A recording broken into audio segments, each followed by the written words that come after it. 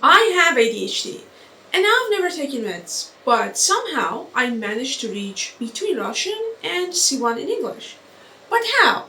Let me tell you what actually worked when everything else failed.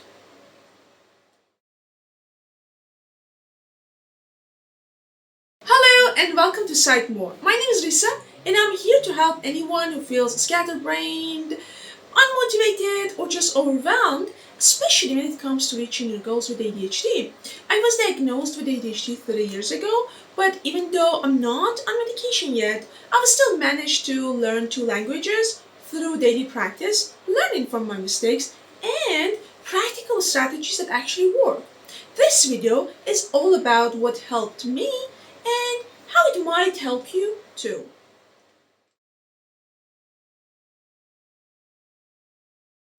I live in Russia. You would think that living in Russia would automatically motivate me to learn Russian, but it didn't. I constantly struggle with motivation. ADHD makes it really hard to do things, even things that make sense to do. So what actually pushed me wasn't motivation, it was the need. I'm gonna explain that.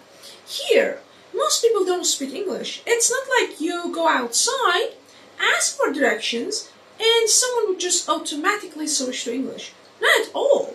But I needed to communicate with them. I needed to work. I needed to survive. I had to learn Russian. That real life urgency kicked my brain into action the way that pure motivation never could.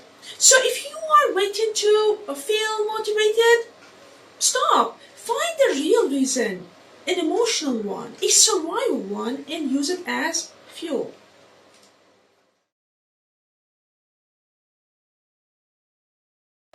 This might sound funny, but one of the reasons that I learned so much was my husband. He's super organized and loves routine, the complete opposite of me.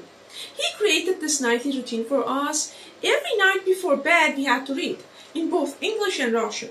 So if I didn't know a word, I had to ask him, and if I made a pronunciation mistake, he corrected me. Was it boring? A little bit sometimes? Yes, but it works.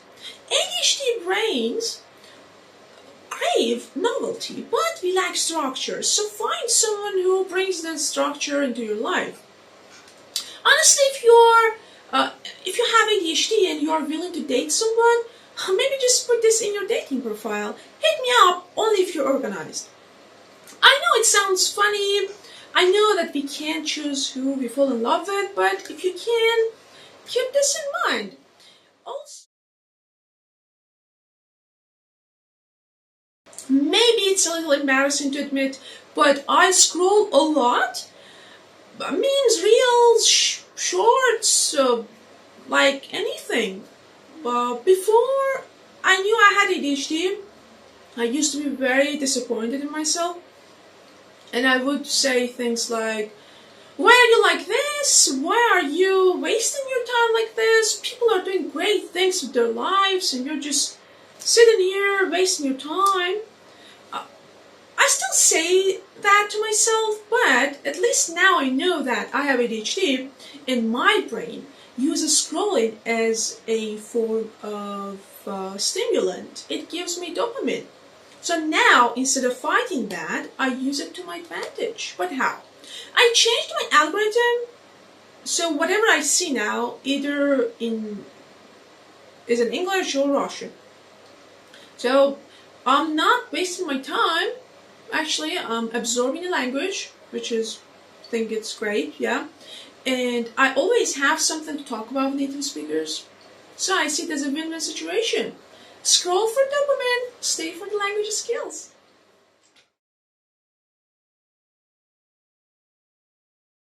I don't have a Russian tutor. I've learned everything by being in the environment, by listening, speaking, making mistakes, and reading, by the way. So that real life exposure matters way more than grammar textbooks. With English, it's a bit different. I'm not surrounded by native speakers, but what I do, I take online lessons with native tutors and I read a lot. It's not perfect, but as you can hear, it works. ADHD brains learn better through immersion and interaction, not memorization. The more engaging it is, the more likely we are to stick with it.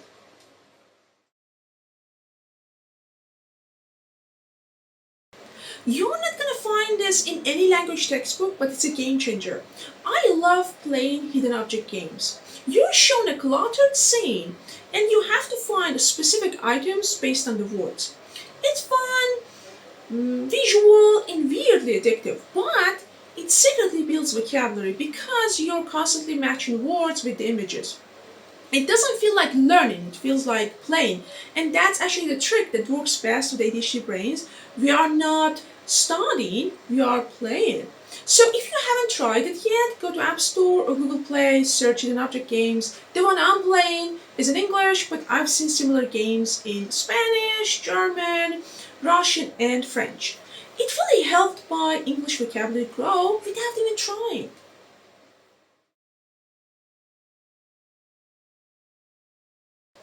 So, just to sum it all up, here's what actually helped me learn Russian and English without tutors, without meds, with ADHD.